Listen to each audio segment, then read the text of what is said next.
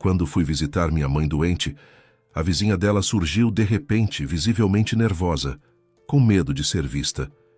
Segurou meu braço com urgência e sussurrou: "Finja que foi embora e volte daqui a 1 hora." Fiquei sem entender, mas obedeci. E 1 hora depois, ao chegar na porta, congelei com o que vi. Antes de começarmos, escreva nos comentários de onde você está assistindo. Espero que vocês gostem da história. Olga conheceu Sérgio 12 anos atrás, numa confraternização de trabalho, na casa de um conhecido em comum. Era fim de outono. O restaurante cheirava a carne assada e mexerica. Alguém já havia pendurado uma pisca-pisca sobre o balcão do bar, embora faltasse um mês inteiro para o Réveillon. Olga tinha chegado sem disposição. A amiga a havia convencido, quase que à força. 3 meses antes, Olga havia terminado um relacionamento com um homem com quem vivera 4 anos. E o mundo ao redor ainda lhe parecia opaco, como uma janela suja. Ela estava sentada à mesa do canto, remexendo a salada com o garfo e pensando em como ir embora sem magoar a amiga. Sérgio sentou-se por conta própria, sem arrogância, sem intimidade excessiva, simplesmente sentou-se à sua frente, pousou o copo e disse: "Você também está aqui contra a vontade." Olga sorriu involuntariamente.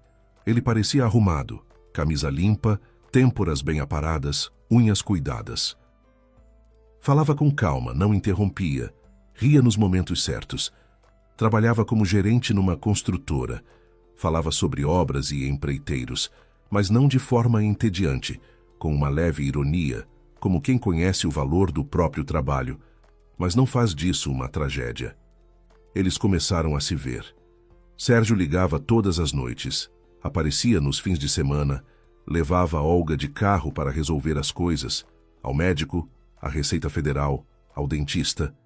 Não porque ela pedisse, mas porque ele mesmo se oferecia. Depois de 4 anos com um homem capaz de esquecer seu aniversário, Sérgio parecia um presente do destino, confiável, previsível, como um relógio de parede. Talvez não o mais bonito, mas pontual. 1 ano e meio depois, eles se casaram, sem pompa, sem cerimônia. Registro em cartório, almoço num restaurante para 12 pessoas. A mãe de Olga num vestido novo, a mãe de Sérgio com um buquê de flores do campo. Sem padrinho de casamento, sem brincadeiras com bexigas, Sérgio dissera: "Para que circo? O importante é estar juntos." E Olga concordou. Embora em algum lugar dentro dela, naquele canto onde vivem os sonhos de menina, tenha sentido uma leve pontada de decepção. Mas guardou esse sentimento fundo, como uma caixa inútil no alto do armário. Os primeiros anos foram tranquilos. Sérgio ganhava bem. Olga trabalhava como contadora em uma clínica odontológica particular. Calculava salários, fazia notas fiscais, fechava relatórios. O trabalho não a empolgava, mas era estável. Juntos, primeiro alugaram um apartamento na periferia, de um quarto com vista para uma obra, onde alguém do outro lado da parede vivia furadeirando. Depois, 3 anos mais tarde, compraram o próprio, um de 2 quartos num bairro residencial, não novo, mas com boa planta, cozinha grande e uma varanda onde Olga, no verão, cultivava petúnias em caixotes. Filhos eles não tiveram. Olga não podia. Os médicos explicavam com palavras longas, pediam exames, sugeriam procedimentos, mas nada adiantava. Sérgio aceitou isso em silêncio, sem reproches. Nem nas brigas chegou a dizer: "Se a gente tivesse filhos..." Olga anotou isso como um ponto positivo para ele, um ponto bem marcado, como numa planilha contábil. Ele fazia muita coisa em silêncio, consertava a torneira em silêncio, tirava o lixo em silêncio, ia ao mercado aos sábados de manhã, enquanto ela ainda dormia, e quando ela acordava, na mesa já havia pão fresco, manteiga e queijo fatiado. A mãe de Olga, Dona Nina, morava sozinha. Uma casa própria na Rua do Jardim, num bairro antigo, mas resistente, na beira da cidade. Tempos atrás era a verdadeira periferia, cercas de madeira, chafarizes, galos de manhã. Depois, a cidade alcançou aquele lugar. Surgiram prédios, abriram supermercados e cafeterias com nomes em inglês. e a terra onde estavam essas antigas casas passou a valer um dinheiro que os antigos donos jamais haviam sonhado. A casa havia sido deixada para Dona Nina pelo marido Victor, o pai de Olga. Victor morreu 4 anos atrás de forma silenciosa e cruel. De manhã levantou, foi ao galpão buscar uma ferramenta e caiu bem no caminho. Derrame. O socorro chegou em 20 minutos, mas já era tarde demais. Dona Nina o encontrou ela mesma. Ele estava de bruços, o braço estendido para a frente, como se tentasse alcançar algo. Ela passou 6 meses sem conseguir percorrer aquele caminho, dando a volta pelo quintal. Em vida, Victor dizia de forma simples e direta: "A casa é sua, Nina." Depois é da Olga, mais ninguém. Ele não havia feito testamento, sempre adiava. Ora uma coisa, ora outra, ora a saúde, ora a horta. Ainda tenho tempo, não sou velho. Não teve, mas todos conheciam sua vontade. Os vizinhos, os parentes, a própria Olga. Ninguém contestou. Não havia outros herdeiros. Olga era filha única, sem irmãos ou irmãs. Depois da morte do pai, Olga passou a visitar a mãe todo fim de semana. Pegava o carro sábado de manhã, atravessava a cidade inteira, levava mantimentos, limpava, cozinhava para a semana toda. Dona Nina se mantinha firme, mas a saúde ia declinando sem piedade. Diabetes tipo 2, aquele que se aproxima sorrateiro e depois cobra seu preço. Hipertensão, a pressão subia e descia como o ponteiro de um aparelho quebrado. As articulações doíam tanto que, ao fim do dia, ela só se movia com a ajuda de uma bengala, e de manhã ficava 10 minutos amassando os dedos antes de conseguir segurar uma xícara. Um olho enxergava mal, catarata, e ela adiava a cirurgia. Depois, Olga, depois, agora não é hora. E cada vez mais esquecia pequenas coisas, onde havia colocado as chaves, se havia desligado o fogão, se tinha ligado para a vizinha ontem ou na semana passada. Olga havia sugerido mais de uma vez que a mãe fosse morar com ela. Tinha quarto, espaço de sobra, ficaria sob cuidados. Mas Dona Nina recusava categoricamente. Sentava em sua cadeira antiga, perto da janela, cruzava as mãos no colo e dizia com uma voz que não continha uma gota de dúvida: "Esta é minha casa. Aqui vou morrer. A casa é minha, e daqui não vou a lugar nenhum. Enquanto as pernas me carregarem, fico aqui. Quando não carregarem mais, a gente conversa." Olga sabia que era inútil discutir. A mãe era daquelas mulheres que, uma vez tomada a decisão, ficam plantadas nela como uma árvore nas raízes. Não tem jeito de mover. Nos últimos tempos, Sérgio havia começado a visitar a sogra com mais frequência do que a própria Olga. No início, nos fins de semana, junto com a esposa. Depois, às vezes, sem ela, quando Olga ficava até tarde no trabalho ou não estava se sentindo bem. Ele levava mantimentos para Dona Nina do supermercado grande, não os que Olga comprava na feira, mas embalados, com etiqueta de preço, peito de frango a vácuo, iogurte em potinhos, tâmaras em caixinha. Comprava remédios na farmácia, buscava a receita no posto de saúde. Às vezes ficava para o almoço. Dona Nina punha a mesa do jeito dela: toalha plástica com flores, pão na tábua de madeira, feijão e arroz direto da panela sobre o suporte. Sérgio comia, elogiava, pedia mais. Depois tomavam café com bolo e conversavam sobre a horta, os vizinhos, os preços, sobre como o açúcar já custou uma ninharia. Dona Nina contava para Olga pelo telefone. Serginho veio de novo, consertou a cerca, verificou a fiação do galpão. Homem de ouro, Olga. Genros assim não existem, você teve sorte. Olga ouvia e sorria. Não tinha motivo para desconfiar. O marido cuidava da mãe dela. O que havia de errado nisso? Outros maridos mal aparecem para os próprios pais uma vez por ano, e esse ia à sogra por vontade própria, com mantimentos ainda por cima. Ela até sentia uma leve culpa. Precisava ir mais vezes pessoalmente, em vez de deixar tudo para Sérgio. Mas o trabalho, o cansaço, o trânsito pela cidade toda. E assim, mais uma vez, chegava o sábado, e ela não havia se preparado para ir. Mas havia algo que Olga não sabia, não suspeitava, não sentia, não imaginava, porque Sérgio sabia esconder. 1 ano e meio antes, Sérgio se envolve em uma história que mudou tudo. Começou de forma inocente. Um velho amigo, Cosme Veiga, ligou numa noite quando Olga já estava deitada, com uma voz cheia de entusiasmo, e começou a falar sobre um projeto: a construção de casas geminadas no interior.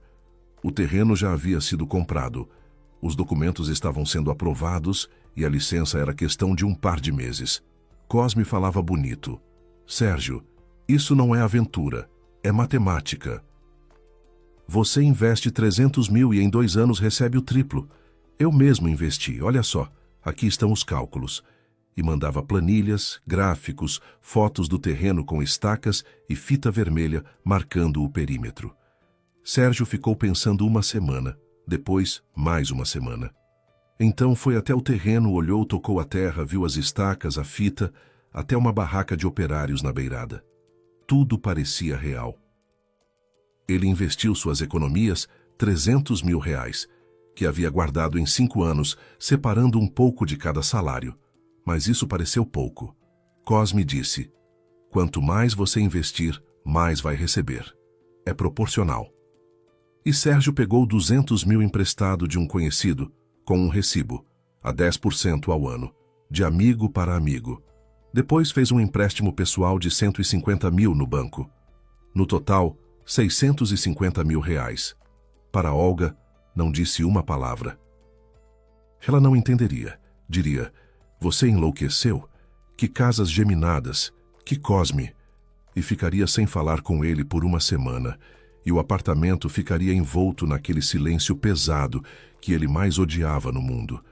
6 meses depois, ficou claro que o projeto era uma fraude. A licença de construção jamais foi obtida.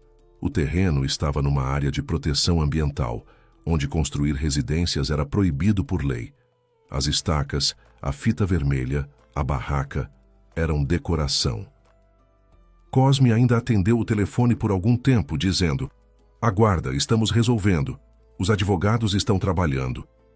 Depois começou a rejeitar as ligações. Depois trocou de número. Depois, segundo rumores, mudou de cidade.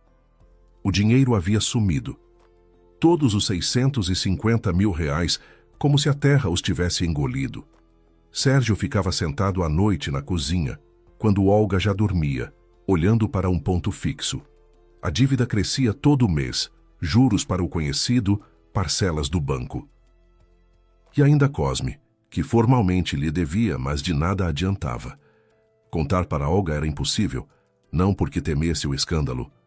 Ele temia o olhar dela, aquele olhar calmo e pesado que ela tinha quando sentia traição. Pois ela havia lhe dito uma vez, no início: Sérgio, não me importa quanto você ganha. Só quero uma coisa: sem aventuras. Já comi o suficiente de instabilidade para o resto da minha vida. E ele havia prometido, havia jurado, e agora estava num buraco do qual não via saída. A saída ele encontrou sozinho. Ou melhor, ele a enxergava toda semana quando ia à Rua do Jardim. A casa de Dona Nina, sólida, de alvenaria, num terreno generoso, num bairro onde o metro quadrado subia a cada ano. Pelas estimativas mais conservadoras, a propriedade valia entre 1 milhão e 1.200.000 reais. Bastaria para fechar tudo: a dívida com o conhecido, o empréstimo do banco, os juros, as multas, e ainda sobraria para viver, para ter uma reserva, para sentir terra firme sob os pés outra vez. O pensamento era simples e assustador ao mesmo tempo. Convencer a sogra a transferir a casa, vendê-la, ou ao menos assinar uma procuração em seu nome, de Sérgio, e depois ele se viraria. O importante era agir devagar, com cuidado, progressivamente, sem que Olga suspeitasse de nada. Ele sabia ser paciente. 12 anos ao lado de uma mulher que não lhe dava escândalos nem motivos, e ele nunca havia perdido o controle, nunca havia mostrado o que carregava por dentro. Conseguiria agora também. Era só seguir o plano. Sérgio terminou o café frio, pousou a caneca na pia e apagou a luz da cozinha. No quarto, Olga respirava com calma. Ele deitou ao lado dela, Fechou os olhos e começou a pensar no que faria no dia seguinte. Sérgio começou pelo pequeno. Em vez das visitas de sábado junto com Olga, passou a ir à sogra durante a semana, terça ou quarta, quando a esposa estava no trabalho na clínica e certamente não podia aparecer de surpresa. Saía depois do almoço, supostamente a caminho de uma obra, mas ia direto para a Rua do Jardim. Parava na mercearia pelo caminho, enchia uma sacola, pão fresco, leite desnatado, frutas, às vezes uma caixa de goiabada que Dona Nina gostava, mas nunca comprava para si mesma, por achar frescura. Entrava pelo portão que nunca ficava trancado. Batia na porta com o toque combinado. 2 curtos, 1 longo, e ouvia lá de dentro os passos arrastados e a voz: "Serginho, pode entrar, está aberto." Dona Nina o recebia na cozinha, já colocando a chaleira para ferver. Aparecia a toalha plástica com girassóis, um pratinho com biscoitinhos, um potinho de geleia de jabuticaba que ela havia feito no verão com as frutas da árvore do quintal. A casa cheirava a madeira antiga, fogão a lenha e algo intangível, aquele cheiro materno que cada pessoa tem o seu e que não se pode fabricar. Sérgio sentava, tomava café, perguntava sobre a saúde, não tinha pressa, não forçava. "Como está a pressão? Está tomando os remédios, a perna não dói?" Dona Nina florescia com aquela atenção. Ela sentia falta. Isso era visível em tudo, na avidez com que ouvia, em como não deixava a conversa acabar, em como dizia: "Fica mais um pouco, Sérgio, para onde você tem tanta pressa? Sirvo mais café." Ela precisava de uma voz viva na casa. A televisão resmungava do amanhecer até a noite, mas não era a mesma coisa. Para a televisão você não pode dizer: "Sabe, Victor, o finado também falava assim." A televisão não responde. "Me conte como vocês se conheceram, Dona Nina." E Sérgio ouvia, acenava com a cabeça. E Dona Nina acreditava que ele tinha genuíno interesse. Depois de algumas semanas de visitas assim, Sérgio começou a falar da casa. Não diretamente. Entendia que uma pergunta direta levantaria suspeitas. Começou de longe.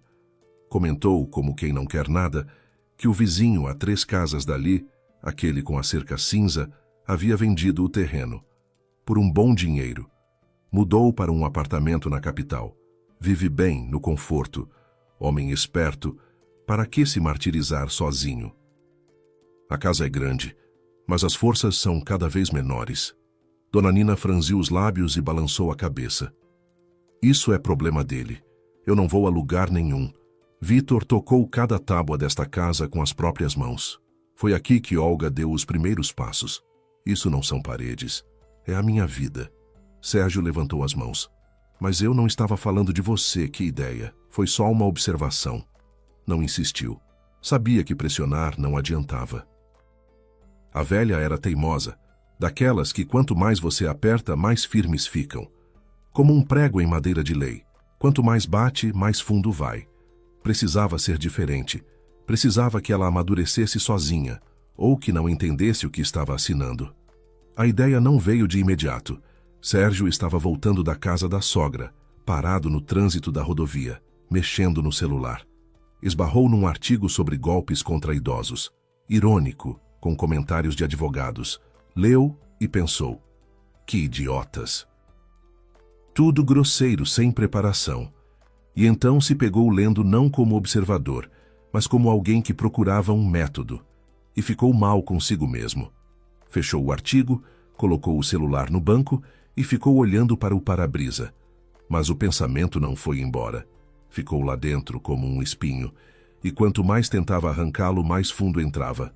Uma semana depois, já sabia o que ia fazer. Encontrou na internet um medicamento.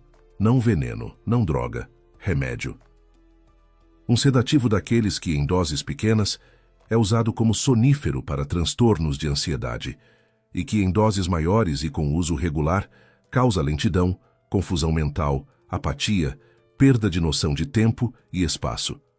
O medicamento era controlado, mas Sérgio conhecia uma farmácia na periferia. Pequena, com vitrine empoeirada, que já levantava suspeitas no bairro por vender de tudo sem fazer perguntas, e um atendente que, mediante pagamento extra, vendia o que não deveria. Comprou 2 caixas, pagou em dinheiro para não deixar rastro no cartão. Em casa, transferiu os comprimidos para um frasco de vitaminas vazio, arrancou o rótulo antigo e colou um novo, impresso em impressora comum. Ficou convincente, desde que ninguém fosse olhar de perto. Na visita seguinte, trouxe o frasco junto com os outros remédios. Colocou-o na mesinha de cabeceira ao lado da metformina e dos comprimidos para pressão. E disse naquele tom calmo e atencioso que Dona Nina estava acostumada a ouvir. Dona Nina, o médico receitou estas vitaminas novas. Uma de manhã e uma à noite depois das refeições. São boas, caras. Comprei numa farmácia de confiança. A senhora não verificou. Olhou para o frasco, assentiu e o colocou junto com os outros. Serginho não traria nada ruim. Ele sempre havia cuidado, sempre havia ajudado. Por que desconfiar dele? 2 semanas depois, Dona Nina havia mudado. Olga percebeu primeiro pelo telefone. Ligou numa quinta-feira à noite, como de costume, e imediatamente sentiu que algo estava errado. A mãe falava devagar, arrastando as palavras como se cada uma fosse tirada de um poço. Confundia nomes, chamou Olga de Wanda, depois se corrigiu, mas de forma insegura. Parava no meio da frase, como se esquecesse o que estava dizendo, e depois recomeçava com um assunto completamente diferente. Mãe, você está bem? Estou, Olga. Só um pouco cansada, e a cabeça está pesada. Depois daquelas pílulas, fico com vontade de dormir o tempo todo. Que pílulas? As vitaminas que Serginho trouxe. O médico receitou, ele disse. No sábado, Olga foi até lá e não reconheceu a mãe. Dona Nina estava sentada na poltrona junto à janela, aquela onde certa vez o pai se sentava, com os olhos semicerrados de roupão desbotado, o cabelo despenteado, chinelos diferentes nos pés, a pele cinza como papel de jornal. As mãos tremiam levemente quando tentava pegar a xícara. Na mesa havia um prato de mingau de aveia intocado, ressecado, com uma película por cima. Do lado, uma caneca de café frio com uma borra no fundo. Mãe, o que está acontecendo com você? Olga sentou-se ao lado. Pegou a mão da mãe. A mão estava fria e estranha, como de algodão. Não sei, Olga. A cabeça gira e fico com vontade de dormir o tempo todo. Simplesmente sento e adormeço. Os pensamentos se embaralham. Ontem queria te ligar e disquei um número de alguma conta. Velhice, talvez. Ela virou-se para a janela e Olga viu uma lágrima descer pelo rosto da mãe. Lenta, turva, como se também tivesse cedido à preguiça geral do corpo. Olga ligou para o clínico do posto de saúde. Ele não atendeu de imediato, estava em visita. Ligou de volta 1 hora depois, ouviu e disse que não havia receitado nada novo. O esquema era o de sempre. Metformina, enalapril, vitamina D. Nenhuma mudança. Olga franziu o senho, mas depois achou que a mãe tinha se confundido. Sérgio podia ter comprado algum suplemento, algum multivitamínico. Ele fazia isso às vezes, via propaganda na televisão e comprava. Ela olhou para o frasco, leu o rótulo, complexo vitamínico para maiores de 50 anos, e o colocou de volta. O rótulo parecia um pouco torto, mas Olga não ligou. Em farmácia, às vezes, a etiqueta fica assim. Enquanto isso, Sérgio já havia passado para a etapa seguinte. Começou a levar papéis para Dona Nina. Não de imediato o contrato. Ele era esperto. Agia em camadas, como um rebocador. Primeiro o emboço, depois a base, depois o acabamento. A primeira foi uma procuração para gerenciar a propriedade, digitada em papel comum, com um carimbo que Sérgio havia encomendado na internet por uma ninharia. Dona Nina, assine aqui, dizia ele, empurrando a folha pela mesa. É para eu poder pagar o IPTU e as contas da casa por você. Assim você não precisa ir ao banco toda vez. Dona Nina franzia os olhos. Tentava ler, mas as letras nadavam diante dela, fundindo-se numa névoa cinza. Sérgio, não estou enxergando direito. Não tem problema, vou ler em voz alta. E lia, mas não o que estava escrito, e sim o que queria que ela ouvisse. Depois veio um requerimento para regularização de taxas municipais. Depois, uma autorização para a realização de inventário técnico. Depois, mais alguma coisa em papel timbrado, com palavras longas que faziam Dona Nina torcer a boca e acenar com a mão. Tá bom, assino. Só me explica em português, claro. E Sérgio explicava com voz calma e paciente. É só uma formalidade, Dona Nina, para facilitar a vida da Olga depois. A senhora não quer que a filha fique correndo atrás de papelada, quer? E Dona Nina assinava. A mão tremia, a assinatura saía torta, mas Sérgio segurava a folha com cuidado para não escorregar e dobrava os papéis na pasta. Do lado de lá da cerca, da casa em frente, Dona Glória Meireles observava tudo. Ela tinha 72 anos e morava na Rua do Jardim havia 37 anos, desde quando se mudara para lá ainda jovem, com o marido que trabalhava numa fábrica. O marido havia sido enterrado 11 anos antes. Os filhos tinham se espalhado pelo mundo. Restara a neta Kátia, que estudava na capital e vinha aos domingos. Dona Glória conhecia Dona Nina a vida toda. Tinham atravessado juntas tempos difíceis, quando o salário atrasava meses e a sopa era feita do que crescia na horta. Juntas enterraram os maridos com 3 anos de diferença. Juntas iam à feira aos sábados, compravam requeijão da mesma senhora e discutiam qual das duas fazia a melhor geleia. Dona Glória era daquelas mulheres que os vizinhos chamavam por detrás de olhos de lince. Ela percebia tudo. Quem chegou, quem foi, quem tem carro novo, cuja janela fica acesa até meia-noite. Não por maldade nem inveja. Era simplesmente assim que ela era, como um radar que nunca se desliga, nem à noite. Quando Sérgio começou a aparecer com mais frequência, Dona Glória ficou satisfeita num primeiro momento. Bom genro, atencioso. Não é todo mundo que cuida assim da sogra. Mas depois, começou a notar coisas estranhas. Primeiro, Sérgio sempre vinha nos dias de semana, quando Olga não estava. Segundo, uma vez, do carro dele saiu um homem desconhecido de uns 40 anos, de terno cinza, com uma pasta de couro. Eles entraram na casa de Dona Nina, ficaram uns 40 minutos e foram embora juntos. Dona Glória memorizou o número do carro, por hábito, não por suspeita. Terceiro, depois de cada visita de Sérgio, Dona Nina parecia pior. Não apenas cansada, pior mesmo. Mais pálida, mais quieta, mais dispersa. Uma vez Dona Glória foi à casa da amiga com um pote de geleia de damasco e não a reconheceu. Dona Nina estava sentada à mesa de roupão do avesso. O cabelo espetado em todas as direções, os olhos olhando para o nada. A pergunta, como vai, Nina? Ela respondeu, tudo bem, Vera, tudo bem. Dona Glória não se chamava Vera. Eram amigas de 37 anos e Nina nunca havia confundido seu nome, nenhuma vez. Dona Glória olhou ao redor. Na mesinha ao lado da cama havia vários frascos de comprimidos, os comuns, conhecidos, e um que ela nunca havia visto antes. Um frasco branco com uma etiqueta impressa ligeiramente torta. Dona Glória, que tomava remédios para a pressão e conhecia todos os seus medicamentos de cor, olhou para o rótulo. O nome era desconhecido. Esperou Dona Nina adormecer ali mesmo, sentada à mesa, e tirou uma foto discreta da etiqueta. As mãos tremeram um pouco e a foto ficou levemente borrada, mas as letras eram legíveis. Em casa, mandou as fotos para a neta Kátia, que estava no 3º ano do curso técnico de farmácia.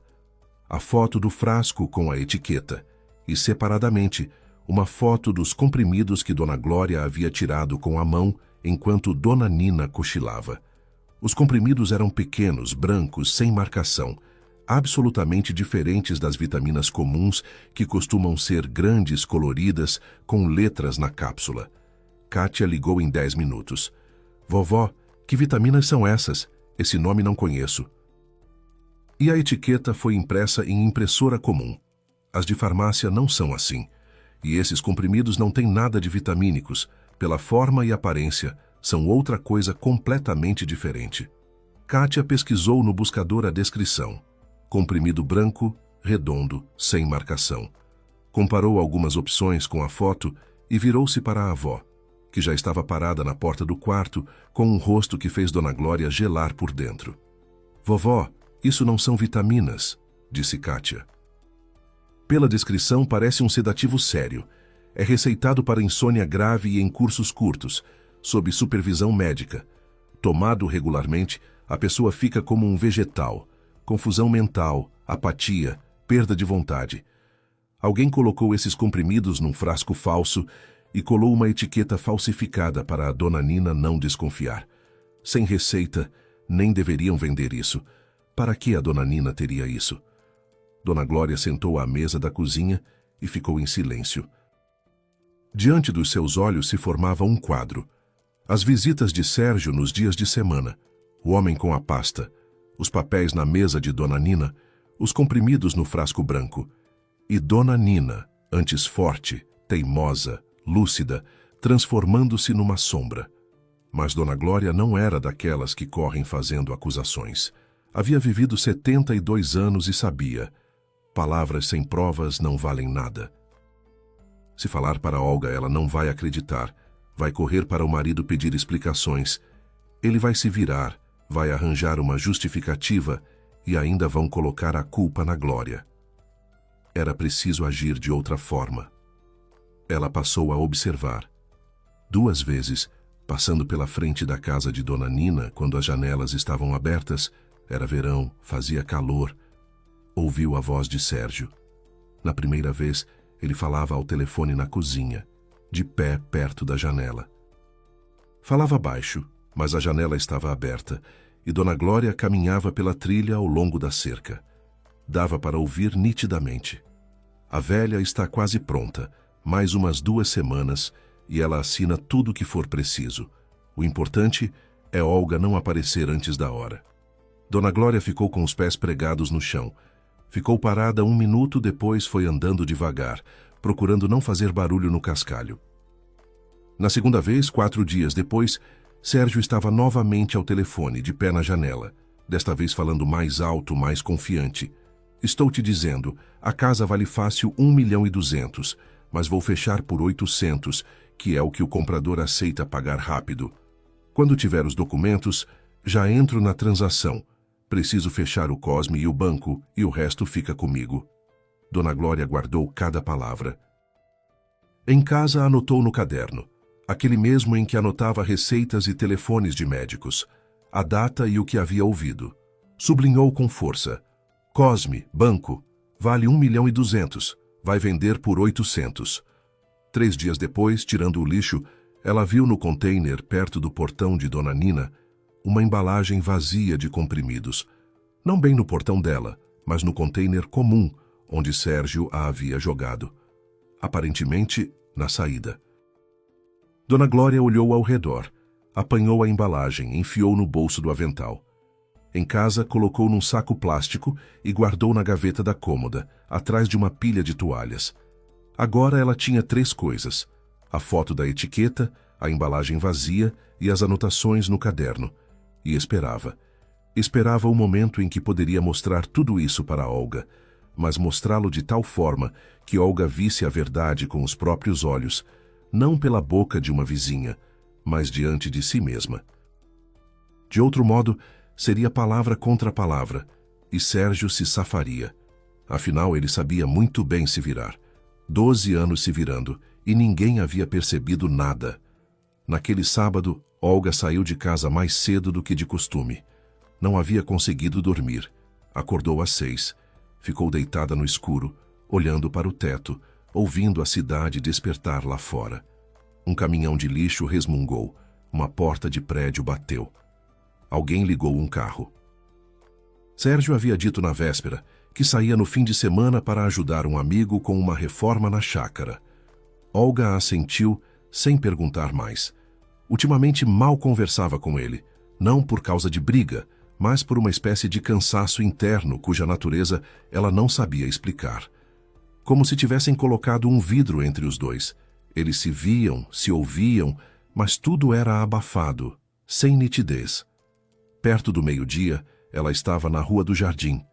Amanhã havia saído amena. No ar pairava cheiro de grama recém-cortada.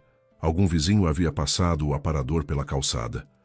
Olga estacionou perto do portão, apagou o motor, tirou do porta-malas 2 sacolas. Uma com mantimentos, a outra com um roupão novo para a mãe, de algodão felpudo, com florezinhas miúdas. O velho já estava se desfazendo nas costuras e a mãe se recusava categoricamente a comprar roupas para si mesma. Para que gastar? Este ainda presta.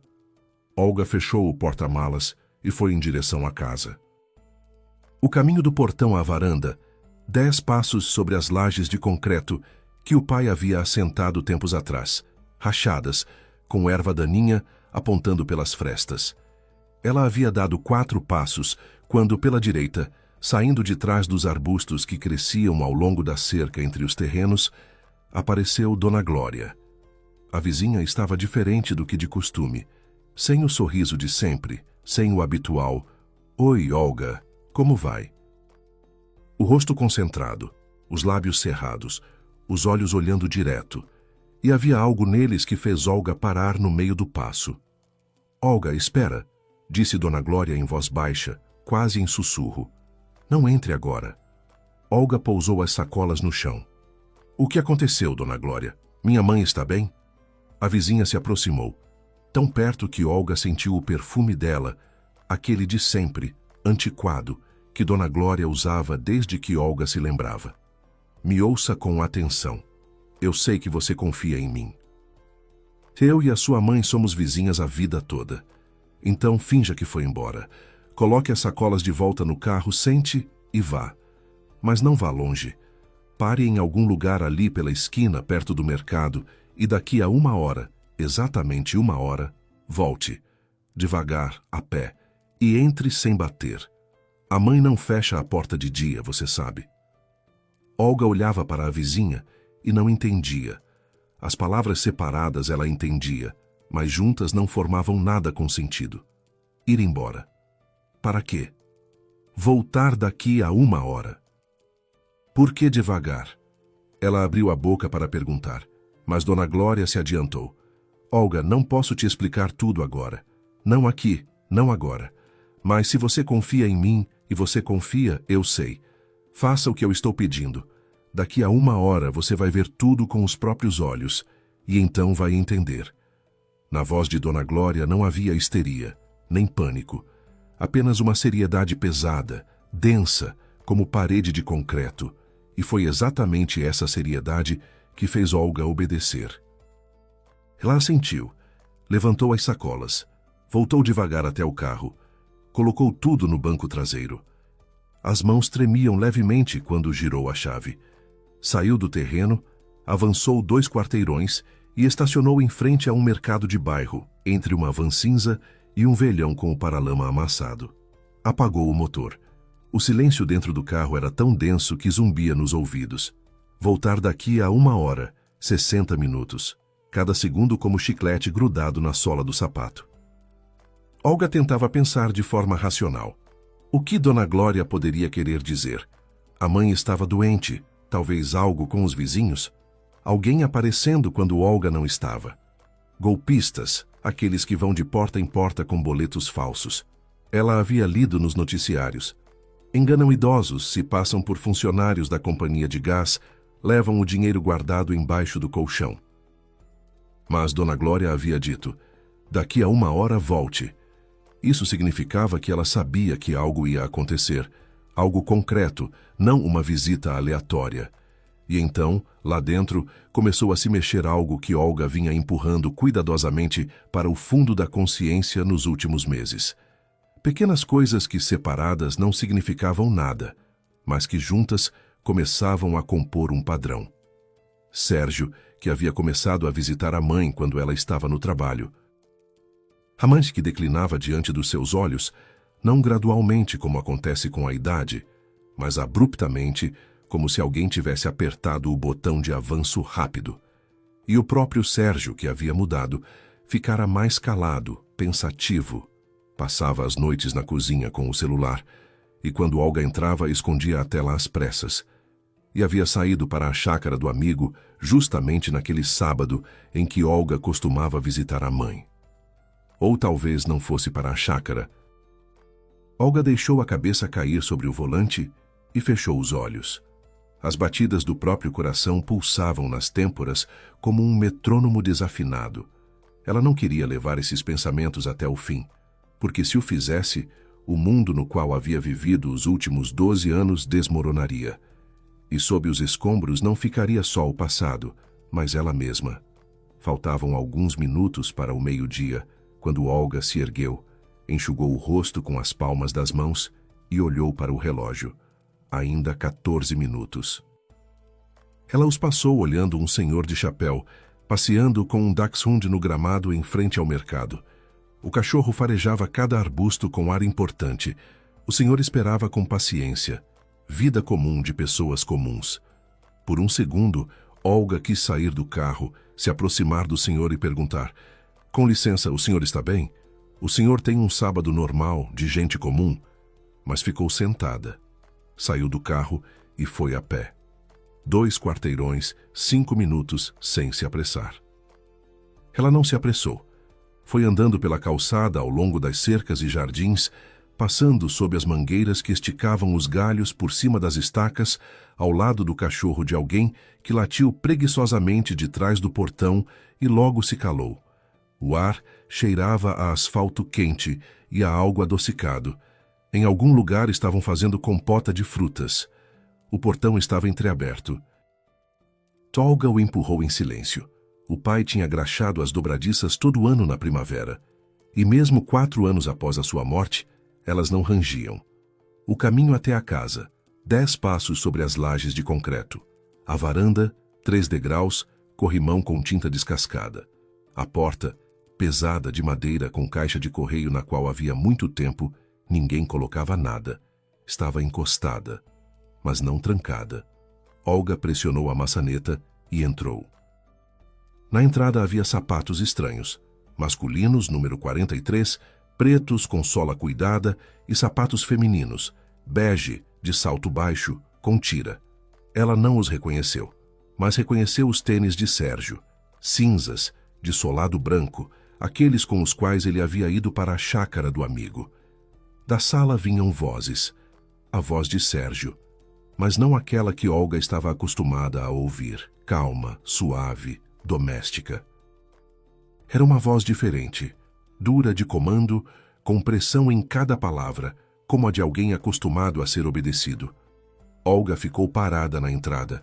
O coração martelava em algum lugar na garganta, e ela tinha medo de que ele fosse ouvido do outro lado da sala.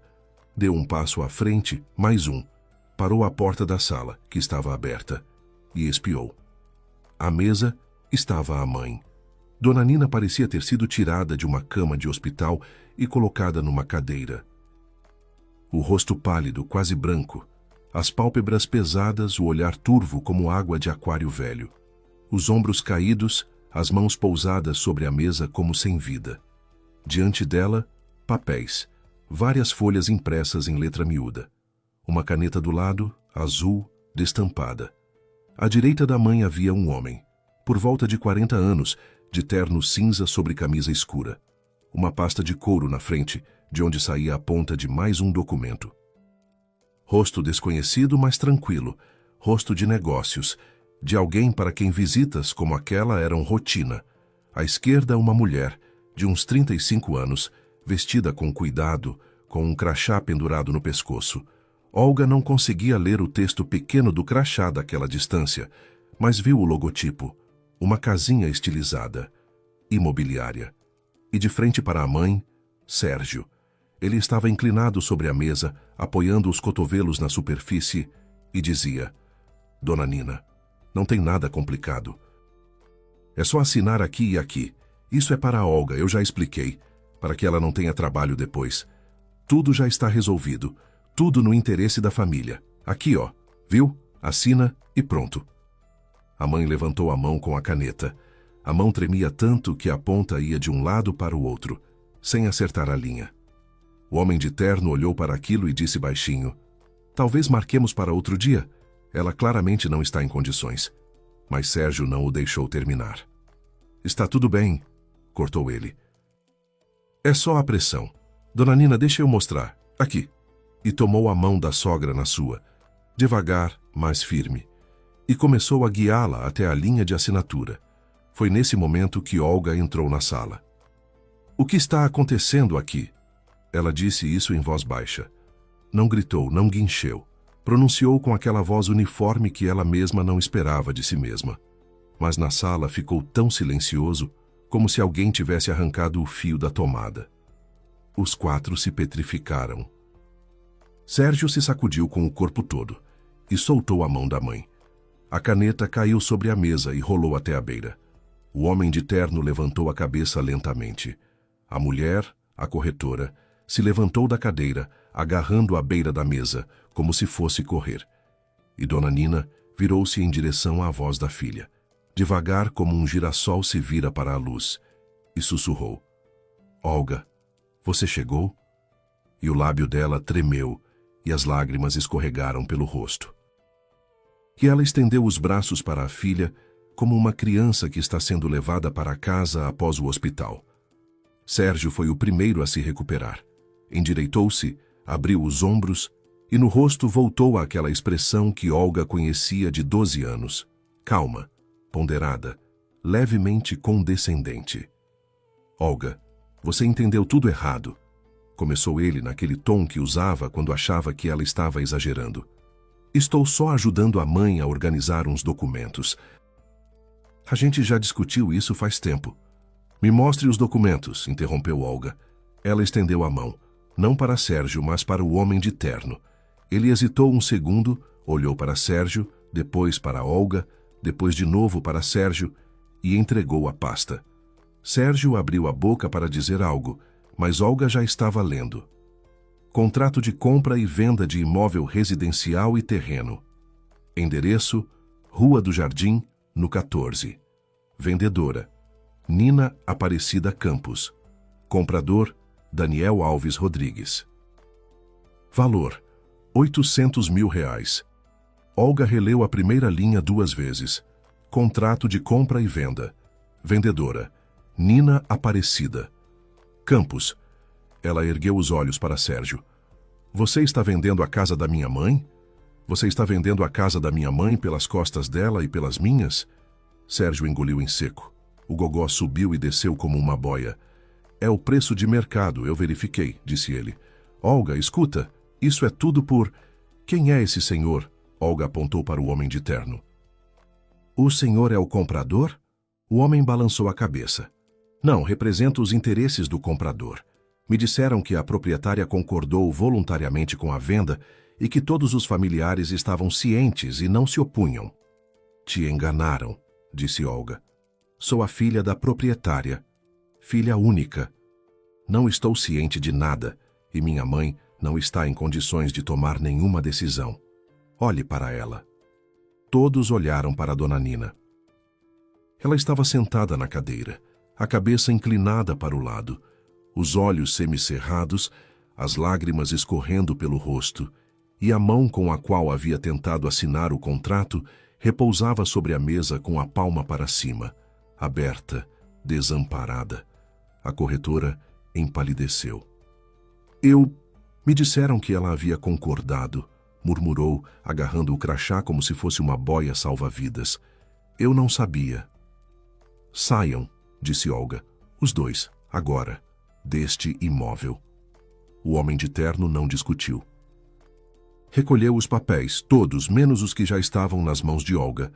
Colocou na pasta, fechou o fecho e saiu em silêncio em direção à porta. A corretora foi atrás. Olga ouviu o portão bater. Depois, o som de um motor que arrancou.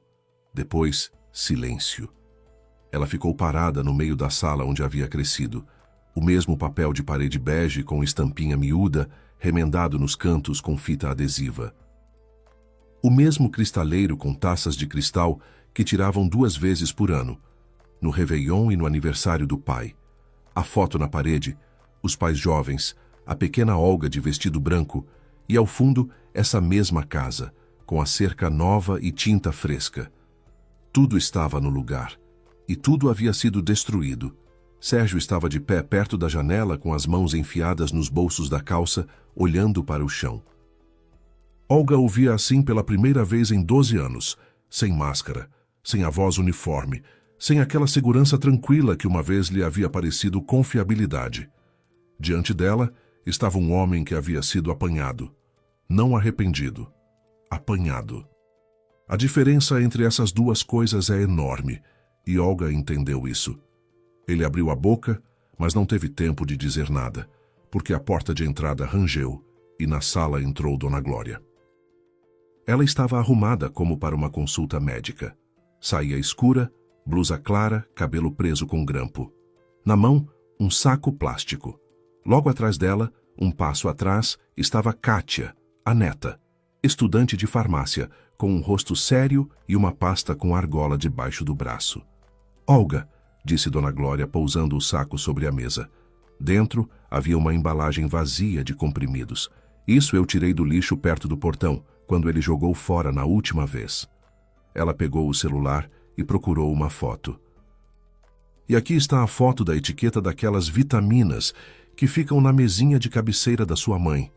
Minha Kátia, ela está se formando farmacêutica, olhou e disse, não são vitaminas. Kátia deu um passo à frente e abriu a pasta.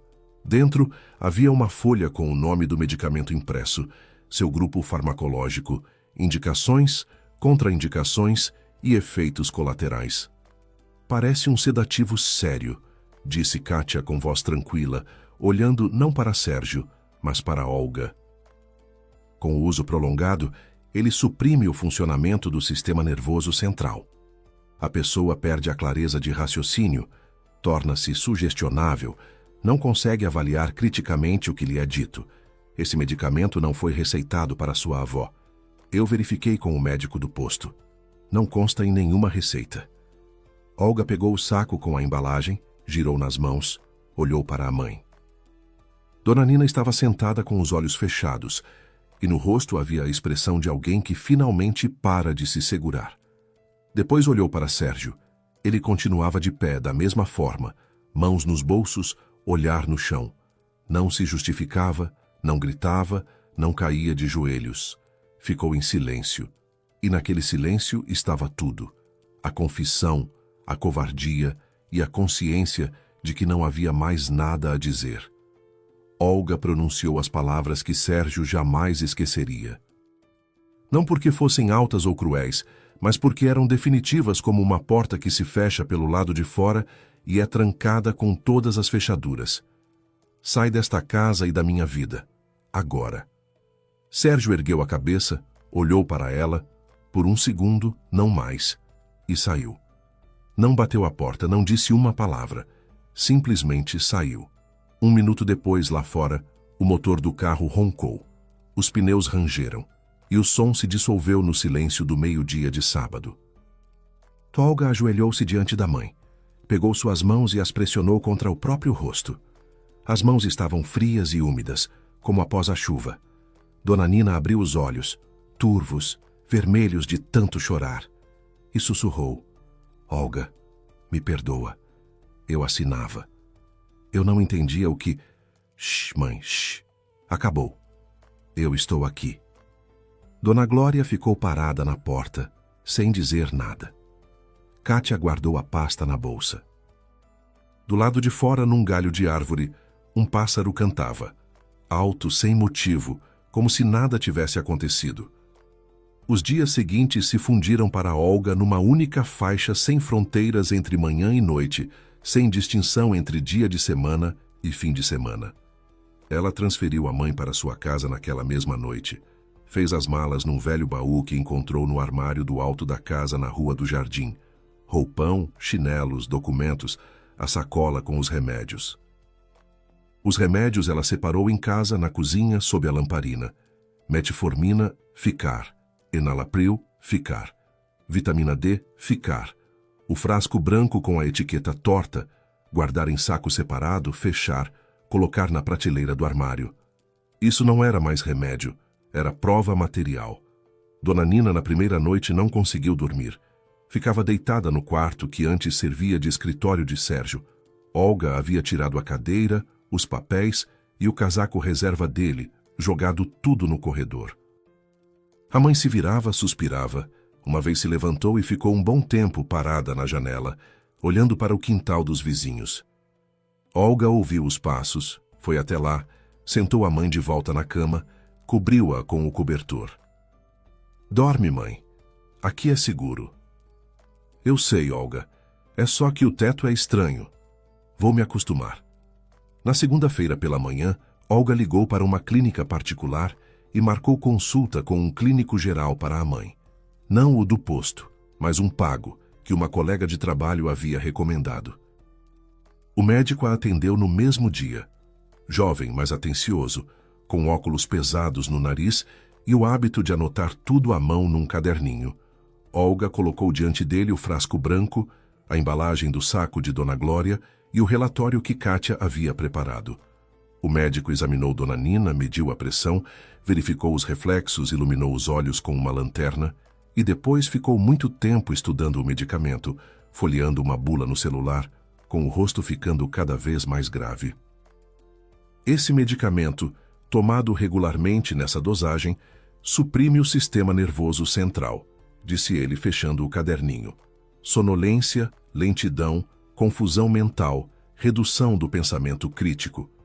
Numa pessoa idosa com doenças associadas, as consequências são ainda mais graves. Sua mãe foi, na prática, privada da capacidade de compreender o que estava acontecendo com ela. Vou registrar por escrito o estado da paciente e recomendo com firmeza que a senhora vá à polícia.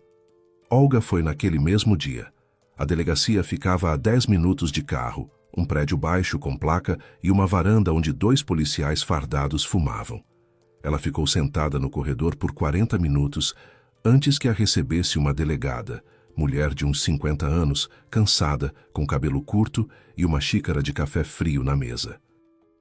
Olga colocou diante dela tudo o que tinha: a embalagem dos comprimidos, as fotos de Dona Glória, o laudo de Kátia, o atestado médico e a cópia do contrato de compra e venda, que havia fotografado com o celular antes do homem de terno levar o original.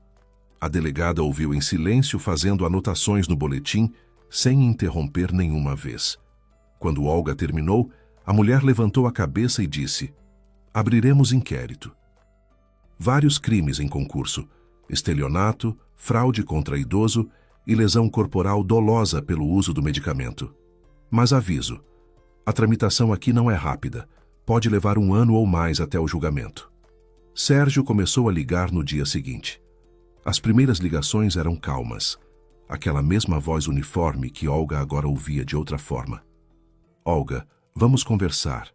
Você entendeu tudo errado. Eu queria o melhor.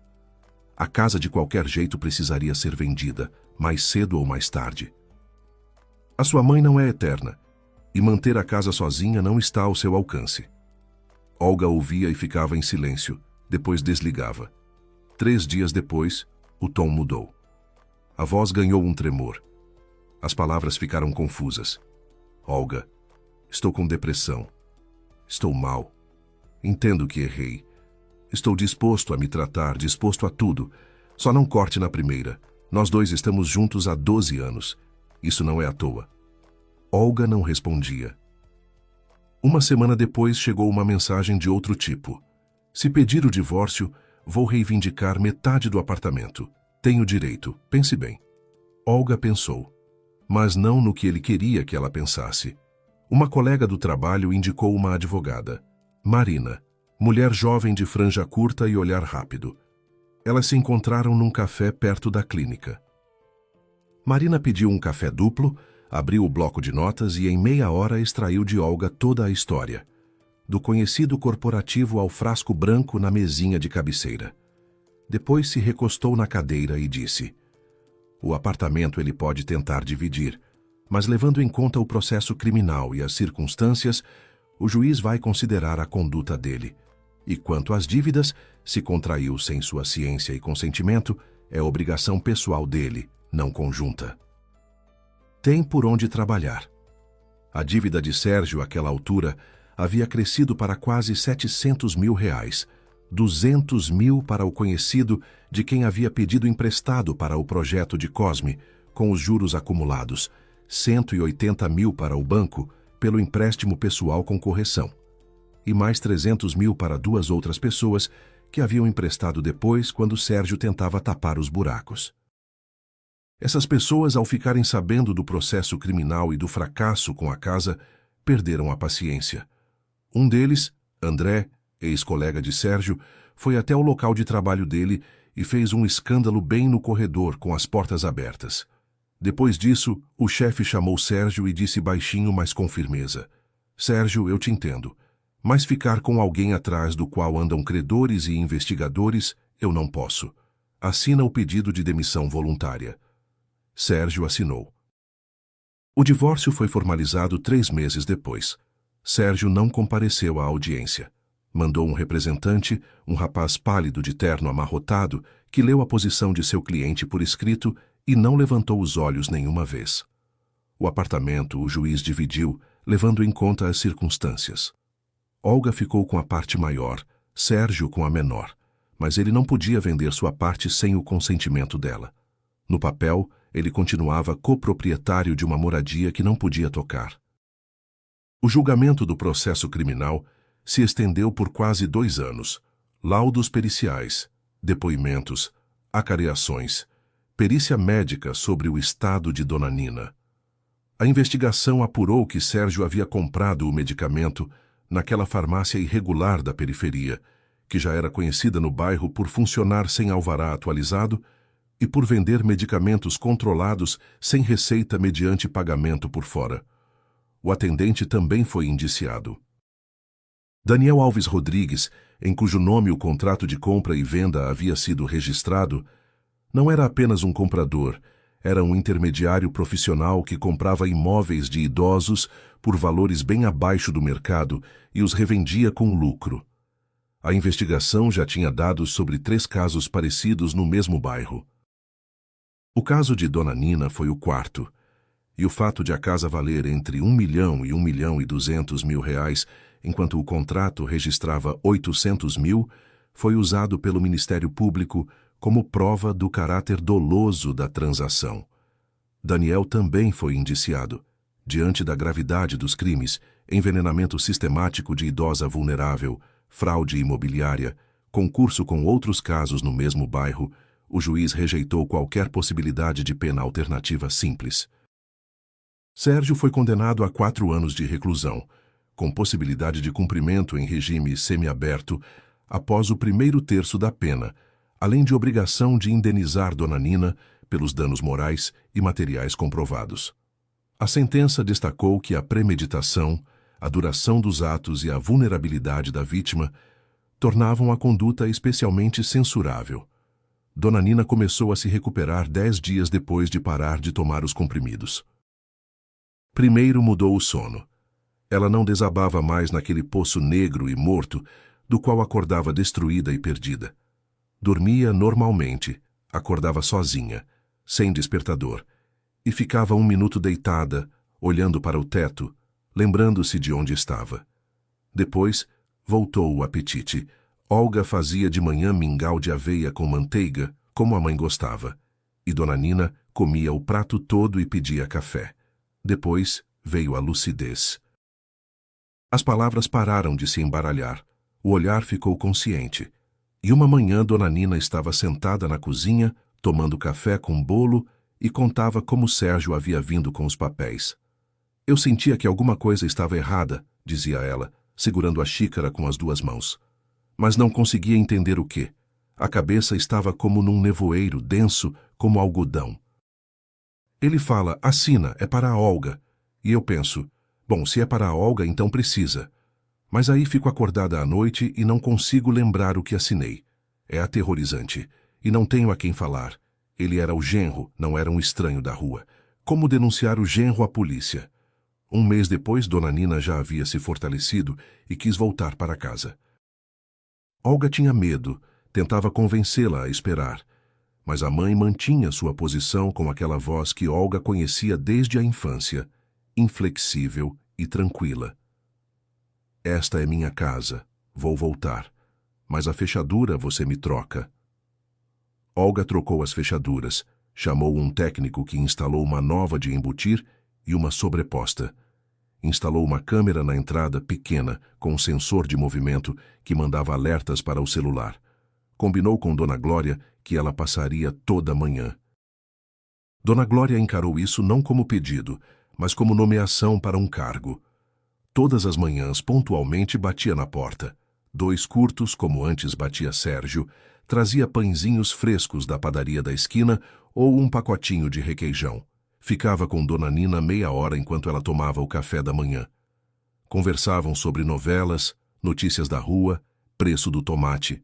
À noite ligava. Se Dona Nina não atendesse após 3 chamadas, Dona Glória ligava para Olga. O sistema funcionava sem falhas, como mecanismo de relógio montado com teimosia e cuidado.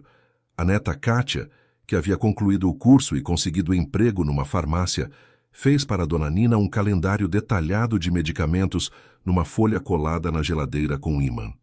Cada remédio, cada dose, cada horário. E um recado no final em letra grande.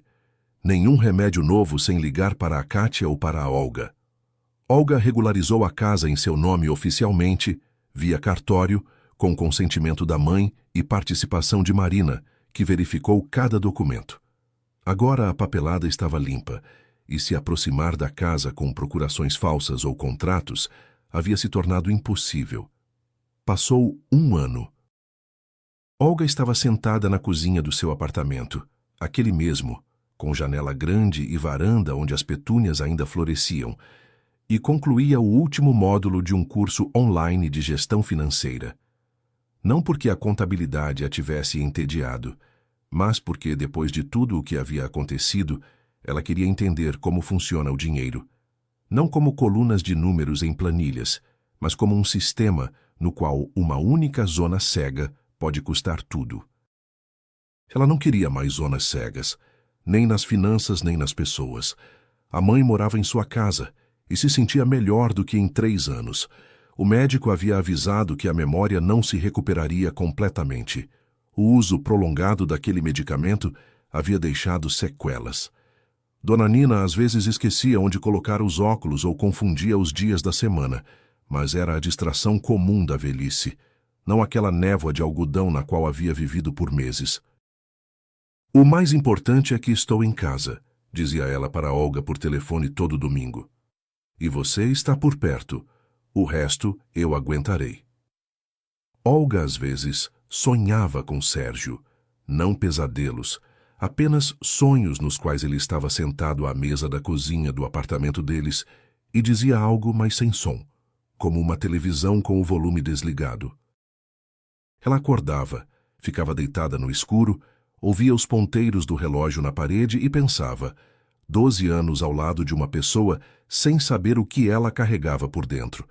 Depois, virava para o outro lado e adormecia. A cada mês, esses sonhos vinham mais raramente, até que só restou um. De vez em quando, curto como um flash e tão sem sentido quanto ele. Uma vez no outono, voltando da casa da mãe, Olga parou no portão e olhou para a casa. A tinta nas paredes estava descascando. A cerca estava torta, aquela mesma que Sérgio havia consertado. No parapeito da janela estavam os vasos com as flores que a mãe cultivava todo ano na primavera. A mangueira no quintal havia deixado cair metade das folhas, e elas cobriam a trilha como um tapete amarelo. A casa pela qual a mãe quase perdeu o juízo. A casa pela qual um homem que se dizia família estava disposto a destruir quem lhe confiava. Preciso pintar a cerca, pensou Olga. Ficou parada mais 1 minuto, depois virou e foi em direção ao carro. Sentou, ligou o motor, saiu para a rua. Ela nunca mais deixaria ninguém decidir por ela o que fazer com sua família, sua casa e sua vida. Não por medo, não por mágoa, por entendimento. Aquele entendimento que nenhum livro, nenhum curso, nenhuma experiência alheia é capaz de dar. Que só chega quando você está parada no meio de uma sala, onde cresceu e vê como o homem em quem mais confiou no mundo segura a mão de sua mãe e a conduz até a linha após a qual a mãe não terá mais nada. O mal mais perigoso não vem de fora. Ele não bate à porta e não se apresenta com um nome estranho. Ele senta à sua mesa, bebe o seu café e se chama família. E só é possível reconhecê-lo quando você para de acreditar nas palavras e começa a olhar. Obrigado por terem ouvido esta história. Com vocês esteve o canal Recanto das Histórias. Peço desculpas por qualquer erro. Escrevam nos comentários o que vocês pensam. Se gostaram, se inscrevam no canal.